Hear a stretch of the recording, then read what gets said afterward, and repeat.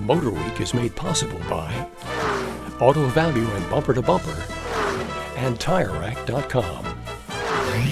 But first, a few words on this latest 626. You know, it makes us think of one thing we get tired of sometimes: trends. Take turbocharging. These days, everything is a turbo this or a turbo that, and you get a lot of badges and decals to prove it.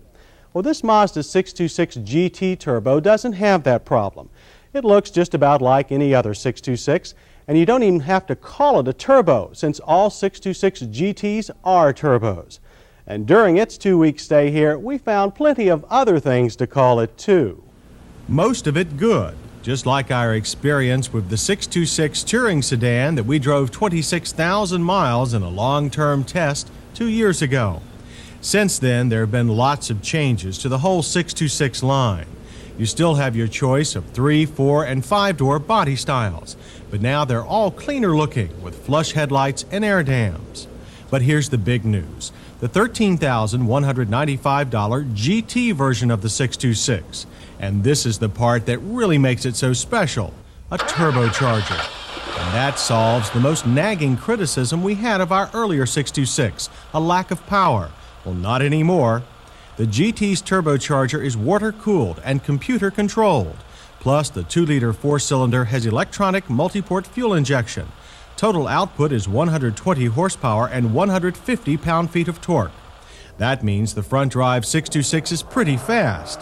But it wasn't just its speed that impressed us. Power comes on evenly from below 2,000 RPM, and there's no lag to speak of, nor torque steer. The engine feels more like a 3-liter V6 than a 2-liter 4, though it does get a bit buzzy revving near the red line. We recorded a 15.7-second quarter-mile time with a speed of 84, a good show. Likewise, we were most impressed by a 0 to 60 at 9.1 seconds and a rapid 3.8-second 40 to 55 third-gear passing time. Which brings us to a new gripe: our car's standard 5-speed manual transmission. It wouldn't take a fast 1-2 shift without an audible crunch. We have to add, though, that the shifter linkage feel was very precise for a front-drive car. In addition to its turbocharger, the GT gets a refined auto-adjusting suspension. A computer now adjusts shock absorber valving based to road conditions and suspension loading.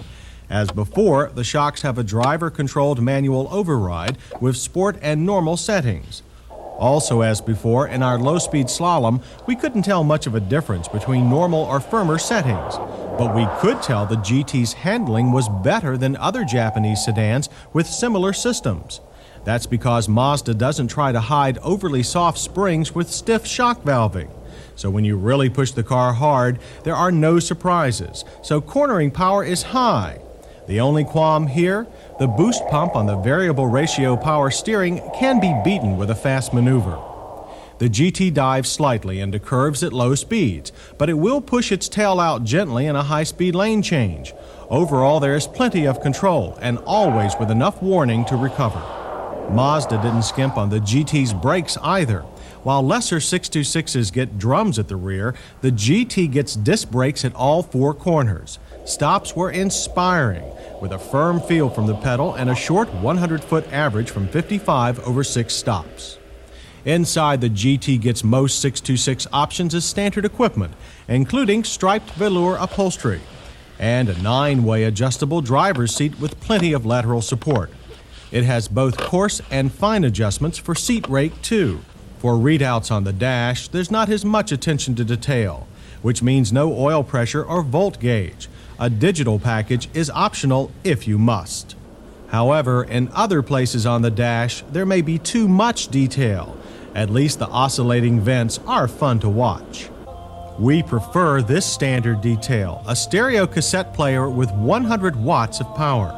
In the back, there's plenty of room for average-sized passengers, and that includes all their arms, legs, and heads.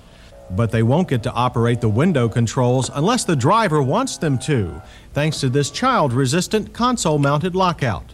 At Mazda, a 5-door hatchback is called a touring sedan. Don't ask us why, and it doesn't really matter what it's called, since you get plenty of room for loading and 50-50 split folding rear seats. And as for the GT designation, well, that also means washers for the headlights and high-speed performance tires on 15-inch alloy rims. While they're rolling, the ride is a little on the firm side, but then this car isn't meant for pure luxury car buyers. The interior sound level could be, though, with only 68 decibels at 55. The 626 GT is EPA rated at 22 city, 28 highway. We returned an amazing 31 on our loop, so we tried it again with the same result. So high mileage comes close to topping our list of hits. That is, after smooth turbo performance and forgiving handling. Add to that good utility and a fairly high level of comfort. On the miss side, there's power steering that ran out of boost for fast maneuvers, no oil pressure gauge for the analog instruments, and for some people, there may be too many gimmicks. But the 626 GT, unlike performance versions of some other Japanese sedans, has lots of substance to make you forget its minor shortcomings. In this class of sedan, gimmicks can be a tiresome trend. The Mazda 626 GT is trendy, but it's also a solid performance sedan, and one we'll never get tired of.